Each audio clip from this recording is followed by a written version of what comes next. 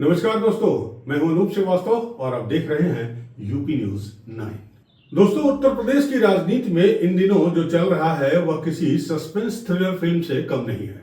बाहर से देखने पर भले ही डबल इंजन की सरकार चमकती हुई नजर आ रही है, लेकिन अगर आप कान लगाकर सुने तो दोनों इंजनों के आपस में टकराने की कानफोड़ू आवाजें भी साफ सुनाई दे रही हैं।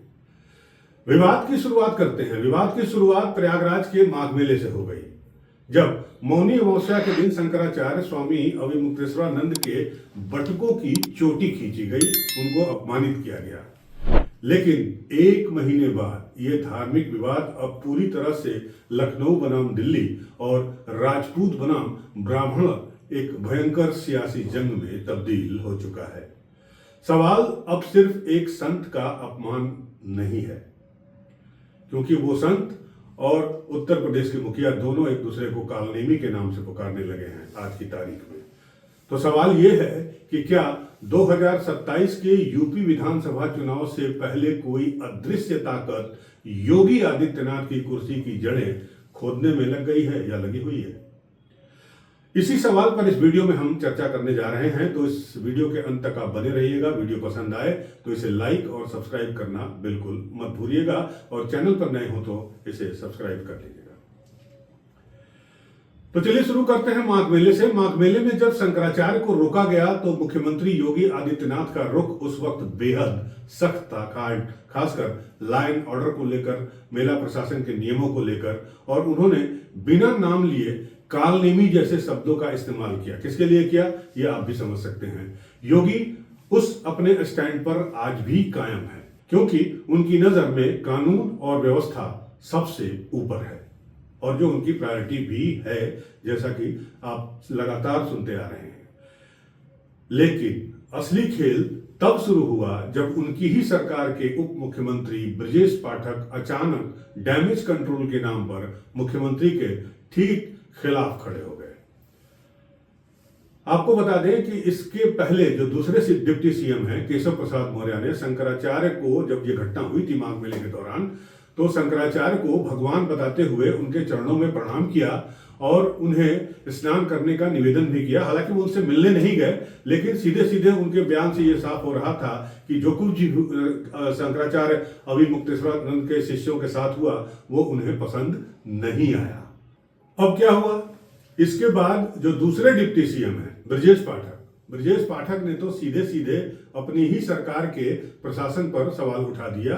और उस वक्त आपको याद होगा कि एक बयान उनका आया था जिसमें उन्होंने कहा था कि जिन लोगों ने भी ऐसा काम किया है, प्रशासन या पुलिस के लोगों ने, उनके खिलाफ सख्त कार्रवाई की जाएगी। इसके बाद एक दिन पहले उन्होंने क्या किया, उन्होंने अपने सरकारी आवास पर बटुकों को आमंत्रित किया और उन्हें चंदन का टीका और फूल माला पहनाकर उनका सम्मान किया, और यह भी कहा कि शिखा खींचना जो है वो महापाप है। शिखा खींचने को महापाप और अक्षम्य अपराध करार देते हुए कड़ी से कड़ी सजा की मांग भी कर दी। तो दोनों डिप्टी सीएम तो सरकार में है, शीर्ष पद पर हैं, तो सजा कौन देगा? सरकार तो आपकी ही है ना। क्या ब्रजेश पाठक और केशव प्रसाद मौर्य अचानक इतने इमोशनल हो गए, भावुक हो गए हैं कि वो भूल गए कि वो खुद सत्ता के शीर्ष पर बैठे हैं? या फिर ये मुख्यमंत्री योगी आदित्यनाथ को अलग थलग करने की एक सोची समझी स्क्रिप्ट है, पटकथा लिखी जा रही है, जिसके डायलॉग कहीं और लिखे जा रहे हैं? दोस्तों, आपको मालूम है कि राजनीति में संयोग कुछ नहीं होता, सब प्रयोग होता है।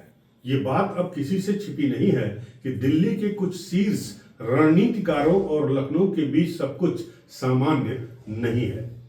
2024 के लोकसभा चुनाव में यूपी में बीजेपी की सीटें 62 से नीचे गिरकर 33 पर आने के बाद हार का ठीकरा भी एक दूसरे पर फोड़ने का खेल उसी वक्त से बदस्तूर जारी है।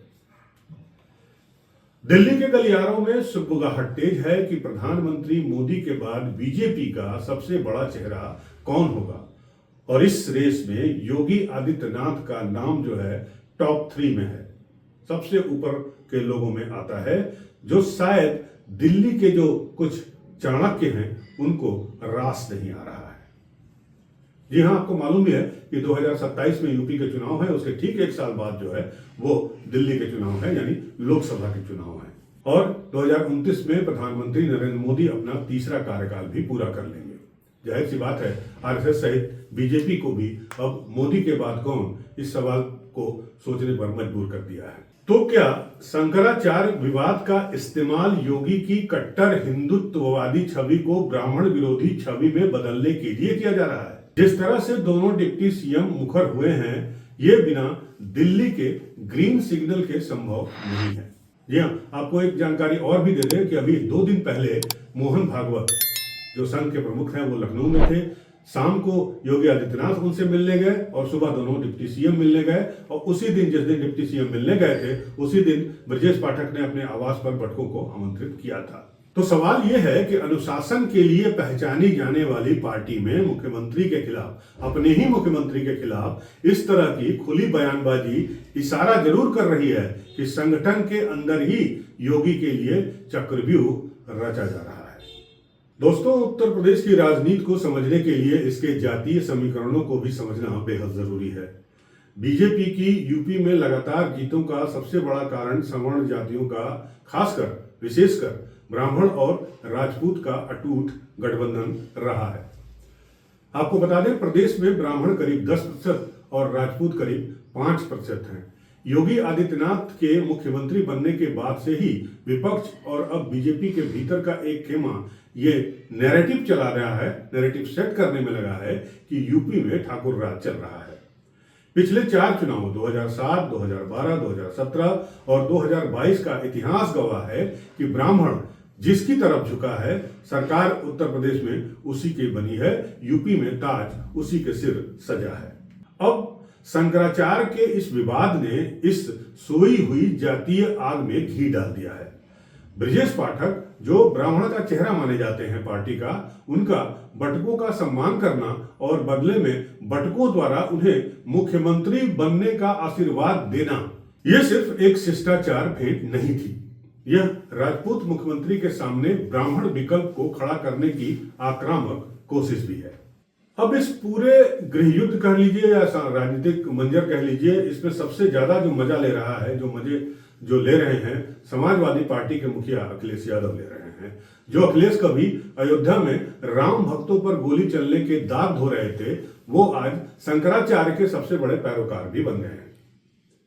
वो मंदिरों के चक्कर लगा रहे हैं, इटावा में केदारनाथ मंदिर बनवा रहे हैं, पीडीए, पिछड़ा, दलित, अल्पसंख्यक के साथ साथ अगड़ों यानी ब्राह्मणों को अपने पाले में लाने की पूरी कोशिश में भी जुट गए हैं और कह रहे हैं कि भगवा पहनने से ही कोई योगी नहीं हो जाता। तो मामला जब बिगड़ने लगा, बात जब हाथ से निकलने लगी, तो आनन फानन में आरएसएस के संघ चालक मोहन भागवत को उत्तर प्रदेश में उतरना पड़ा, पहले गोरखपुर और फिर उसके बाद लखनऊ, जैसा कि मैंने आपको इस वीडियो में बताया। भागवत ने पहले रात में योगी आदित्यनाथ से मुलाकात की और फिर अगली सुबह दोनों बागी तेवर वाले डिप्टी सीएम केशव प्रसाद मौर्य और ब्रजेश पाठक को भी अपने पास तलब किया। जाहिर है, संघ का संदेश बिल्कुल साफ है, हिंदू बटेंगे तो कटेंगे, लेकिन संघ के सामने सबसे बड़ी चुनौती यह है कि जब खुद बीजेपी के नेता जातियों के नाम पर अपनी ही सरकार की टांग खींच रहे हैं, तो वह हिंदुओं को एकजुट कैसे रख पाएंगे, ये एक बड़ा सवाल है। 2027 का रण अब बहुत दूर नहीं है। यूपी बीजेपी इस वक्त एक ऐसे दोराहे पर खड़ी है जहां एक रास्ता सत्ता वापसी की तरफ जाता है, तो दूसरा आपसी कलह के कारण रसातल की तरफ भी जा सकता है। अगर दिल्ली के रणनीतिकारों को लगता है कि योगी आदित्यनाथ को कमजोर करके वे यूपी जीत लेंगे, तो ये उनकी सबसे बड़ी राजनीतिक भूल हो सकती है और उत्तर प्रदेश में बीजेपी के लिए ये बैकफायर साबित हो सकती है। अब जाहिर है कि शंकराचार्य विवाद तो सिर्फ एक झांकी है, असली महाभारत तो अभी बाकी है। देखना दिलचस्प होगा कि संघ प्रमुख के क्लास लेने के बाद लखनऊ के इन 3 इंजनों में तालमेल बैठता है या फिर वैसा ही रहता है जैसा पिछले कई सालों से चला आ रहा है, या फिर कोई एक डिब्बा पटरी से अब हमेशा के लिए उतर भी जाए। तो दोस्तों, इस वीडियो में बस इतना ही, और अगर आपको ये वीडियो पसंद आया हो तो इस वीडियो को लाइक और शेयर जरूर करिएगा, चैनल को हमारे सब्सक्राइब जरूर करिएगा। मिलते हैं एक नए मुद्दे के साथ अगले वीडियो में। तब तक के लिए नमस्कार, जय हिंद।